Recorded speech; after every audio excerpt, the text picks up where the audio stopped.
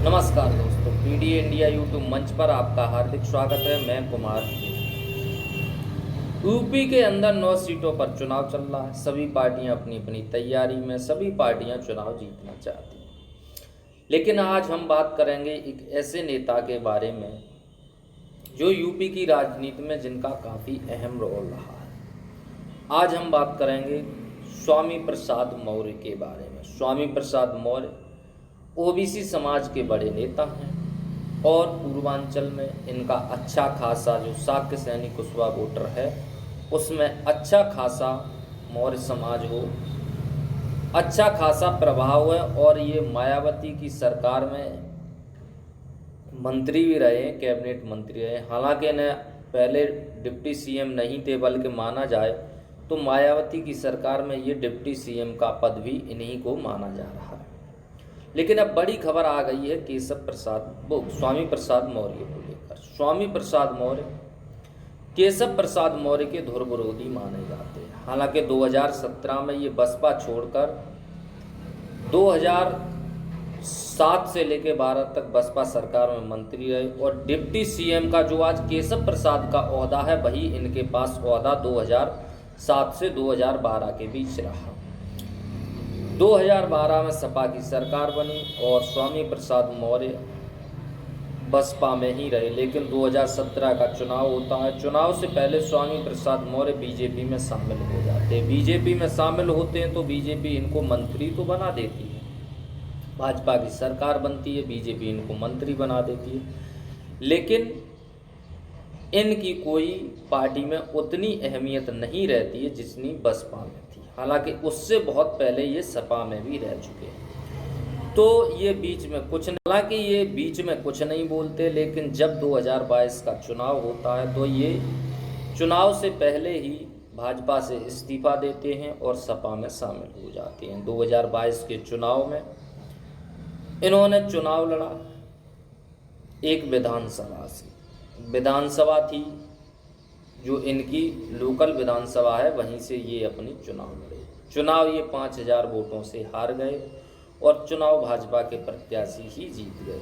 हालांकि इन्होंने सपा के लिए खूब प्रचार किया। 2022 में अच्छी खासी पकड़ में वोट भी सपा को दिलाने में ये कामयाब रहे, लेकिन ये कुछ नहीं कर पाए और ये अपना चुनाव जो है हार गए।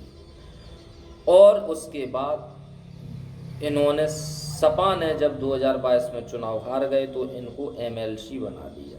यानी एमएलसी जो विधायकों के और उनके वोट पड़ते उसको लेकर इनको जो है विधान परिषद के दूसरे सदन में सपा ने भेज दिया। लेकिन कुछ दिन तक ये सपा में रहे। उसके बाद इन्होंने सपा से भी इस्तीफा दे दिया और जो है खुद की पार्टी बनाई, राष्ट्रीय सोशलिस्ट समाज पार्टी, जिसका अभी ये नेतृत्व कर रहे हैं और खुद उसी का नेतृत्व। हालांकि इनकी बेटी संघमित्रा मौर्य अभी भाजपा में है, इनके बेटे कांग्रेस में हैं और खुद अपनी पार्टी चला रहे हैं। लेकिन अब उपचुनाव को लेकर बड़ी खबर है। हालांकि संघमित्रा मौर्य का खुद अपना पर्सनल डिबेट हो सकता है। वो बदायूं से पिछली बार सांसद थी, इस बार उनकी वहाँ से भी टिकट काट दी इनकी बेटी की बीजेपी ने। लेकिन अब जो है इनको लेकर बड़ी खबर है। खबर कैसी है कि इन्होंने जो 9 सीटों पर उपचुनाव चल रहा है इसको लेकर बड़ा गेम खेल लिया है। इन्होंने हर सीट पर अपनी जनसभा कर रहे हैं और जो है ये बड़ा खेल की तैयारी कर रहे हैं। खेल ऐसा कि अब ये समाजवादी पार्टी का समर्थन कर रहे हैं। यानी हर सीट पर अब ये सपा को जिताने की प्रयास कर रहे हैं और समाजवादी पार्टी को वोट दिलाने में अपना सहयोग कर रहे हैं।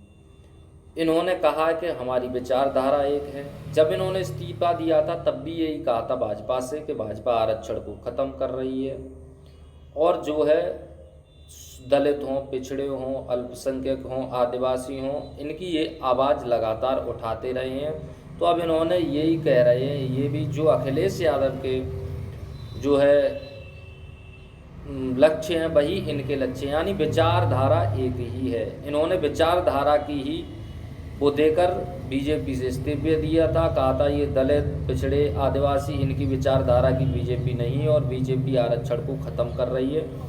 इसको लेकर इन्होंने बीजेपी से इस्तीफा दिया था। हालांकि अब इन्होंने समाजवादी पार्टी का इसी विचारधारा के साथ समर्थन किया। कहा है कि सपा और हमारी विचारधारा मिल रही है, इसलिए हम जो है सपा का समर्थन कर रहे हैं और बीजेपी का हम समर्थन नहीं कर रहे हैं। जो भी हमारे सपोर्टर हैं, वोटर हैं, वो सपा को इन 9 सीटों पर जहाँ जहाँ हैं उपचुनाव के अंदर वो समाजवादी पार्टी को वोट दें। तो अब खुले मंच से स्वामी प्रसाद मौर्य ने जो है समाजवादी पार्टी को समर्थन दे दिया। आपको क्या लगता है, स्वामी प्रसाद मौर्य के समर्थन से सपा को कितना फ़ायदा होगा? कमेंट में हमें ज़रूर बताएं। चैनल पर नए हैं तो पीटी इंडिया चैनल को सब्सक्राइब कर लें। वीडियो अच्छी लगी तो वीडियो को लाइक कर लें। धन्यवाद।